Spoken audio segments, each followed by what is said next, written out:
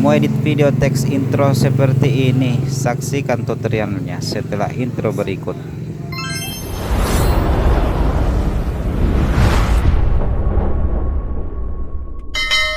Oke teman-teman, kita masuk ke aplikasi CapCut-nya. Kita masuk ke proyek baru. Kita masuk ke pustaka. Kita pilih video yang background hitam ya teman-teman. Kita tambah. Oke, sekarang kita sudah masuk ke pengeditan CapCut-nya. Ini adalah layarnya dan ini adalah timeline-nya. Oke, durasi background-nya ini kita akan perpanjang ya. Kita pilih kecepatan, kita pilih normal, kemudian kita pilih 0,5. Oke. Kemudian tanda centang. Setelah itu kita pilih teks.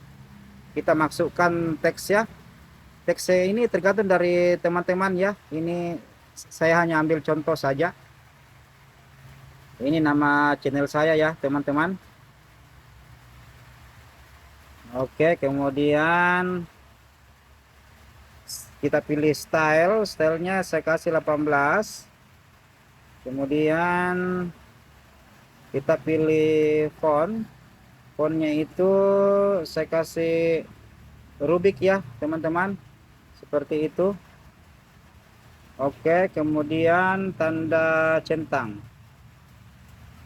Tulisannya ini kita mau ke seluruh video background hitamnya ya. Jadi kita pilih teks permanen. Oke, setelah itu kita ekspor. Kita tunggu ya teman-teman. Selesai. Kita masuk lagi ke proyek baru. Kita masukkan video atau teks yang sudah kita edit ya. Kita pilih tambah.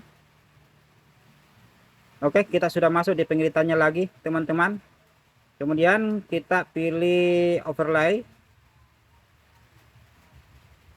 Kita masukkan glossy-nya ya teman-teman, glossy efeknya. Efeknya ini nanti saya lampirkan di deskripsi ya, jadi teman-teman langsung bisa download. Oke, kemudian kita pilih overlay glossy-nya, kita pilih splash, kemudian kita pilih pergelap, tanda centang. Kita sesuaikan ya, kita sesuaikan teman-teman.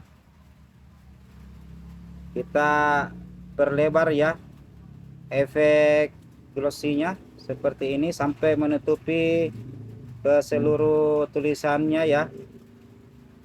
Oke, kita coba dulu teman-teman.